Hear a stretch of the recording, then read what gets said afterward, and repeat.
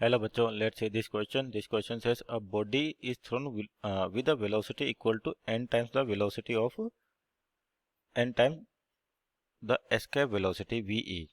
Velocity of the body at a large distance will be. तो देखिए आपको क्या कह रहा है, एक बॉडी है जिसको फेंका गया किसके थ्रू, जो एस्केप वेलोसिटी है उसके n टाइम्स, और वो कितनी दे रखी, ve दे रखी। तो अपने को पता लार्ज डिस्टेंस पर आपके पास क्या होनी चाहिए, जो वेलोसिटी है वो कितनी होगी। तो यानी कि इस वाले का की कॉन्सेप्ट देखिए आपके पास, की कॉन्सेप्ट। तो ये जो आपका क्वेश्चन है ग्रेविटेशन से, और उसके अंदर क्या है, एनर्जी की बात कर रखी है। तो energy in gravitation, energy in gravitation. तो आपके पास कौन कौन सी एनर्जी होती है यहाँ पे, पोटेंशियल एनर्जी और काइनेटिक एनर्जी। तो एनर्जी इन ग्रेविटेशन, यहाँ से अपन क्या कर सकते हैं, एनर्जी कंजर्व कर सकते हैं, क्योंकि यहाँ पे जो फोर्सेस होती है वो कौन सी होती है, कंजर्वेटिव फोर्सेस। तो लिख सकते हैं अपन यहाँ से एक और की कॉन्सेप्ट आपके पास है, एनर्जी कंजर्वेशन। एनर्जी कंजर्वेशन, अगर आपके पास सिस्टम के अंदर केवल कंजर्वेटिव फोर्सेस है तो आपके पास क्या होता है, एनर्जी जो होती है वो कंजर्व होती है। तो यानी कि सेकंड की कॉन्सेप्ट लिख सकते हैं अपन, एनर्जी कंजर्वेशन। तो देखिए आपको जो कंडीशन दे रही है उसके अकॉर्डिंग कि जो बॉडी है, जैसे इस तरह समझिए ये, इसको किसी स्पीड v से फेंका गया जिसकी वैल्यू कितनी, n टाइम्स एस्केप स्पीड। अब लार्ज डिस्टेंस पे जाके आपके पास बताना है कि इसकी वेलोसिटी कितनी होगी उसकी, और जो बॉडी आपके पास उसकी। तो यानी कि एट लार्ज डिस्टेंस, इस चीज़ का ध्यान रखिए, एट वेरी लार्ज डिस्टेंस आपके पास है ना, लार्ज डिस्टेंस, बहुत ज़्यादा लार्ज डिस्टेंस। तो वहाँ पर क्या होता है, ग्रेविटी का जो इफेक्ट है वो कितना मानते हैं अपन, जीरो मानते हैं लगभग लगभग। तो इसका मतलब वहाँ पर जो ग्रेविटेशनल इंटरेक्शन नहीं होगा, तो यानी कि पोटेंशियल एनर्जी की वैल्यू क्या होगी, जीरो होगी।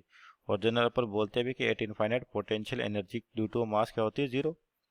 तो लार्ज डिस्टेंस का मतलब यहाँ पर क्या होगा कि वहाँ पर आपकी पोटेंशियल एनर्जी जीरो है। अब यहाँ पे सिस्टम पर क्या है, एनर्जी कंजर्वेटिव फोर्सेस है, तो एनर्जी कंजर्व होगी आपके पास।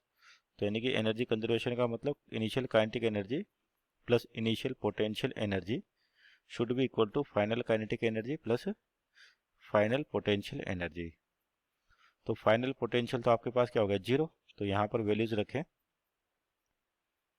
तो initial kinetic half m v square, और एम वी स्क्वायर, वी का मतलब कितना, n times e, n times v e, तो एन वी का square plus initial potential energy, यानी कि आपके पास इनिशियल पोटेंशियल एनर्जी की बात करें तो यहाँ पर कितना हो जाएगा, तो ये हो जाएगा माइनस का G M m by r. जहाँ पर ये चीज़ क्या दे रखी है आपके पास, जी एम बाई आर क्या होता है, जैसे आपके पास अर्थ है और यहाँ से एक मास जो दे रखा है एम, इसको एन वी ई स्पीड से प्रोजेक्ट किया गया। तो यानी कि इस वाले पॉइंट पर जो आपके पास पोटेंशियल एनर्जी होगी, इसका एम है और अर्थ का मास कितना, एम, रेडियस आर। तो जो पोटेंशियल एनर्जी होती है minus G m one m two by r.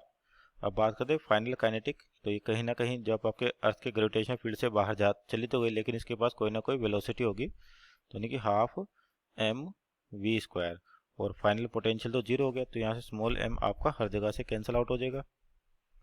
और तो और एस्केप वेलोसिटी आपके पास क्या होती है, जो वी ई है आपके पास, ये होती है root two G R, root, और यहाँ पे जी जो होता है आपके पास ग्रेविटेशनल एक्सेलरेशन, इसकी वैल्यू क्या होती है, G M by are square. G जहाँ पे universal gravitational constant, M mass of earth divide by radius of earth का स्क्वायर, ये होता है आपके पास जी। तो यानी कि जो आपके पास एस्केप स्पीड होगी वो कितने, रूट टू जी, जी का मतलब G M by are square, और एक आर, और ये आर कैंसिल आउट हो जाएगा, यानी कि root two G M by r. तो एनर्जी की इक्वेशन में रखें आपके पास, तो कितना हो जाएगा ये, half m, m cancel out हो गया, half n v e square, तो यानी कि half n square v e square, और वी स्क्वायर करेंगे तो अंडर रूट खत्म हो जाएगा, तो two G M by r plus, और पोटेंशियल क्या थी, माइनस का G M by are equal to v square by two. तो यहाँ से क्या होगा आपके पास, जी एम, टू से टू कैंसिल आउट हो गया, तो G M by r minus G M by r एक कॉमन आ जाएगा, तो आपके पास जी एम बाई आर, और अंदर कितना आ जाएगा, n square minus one equal to v square by to.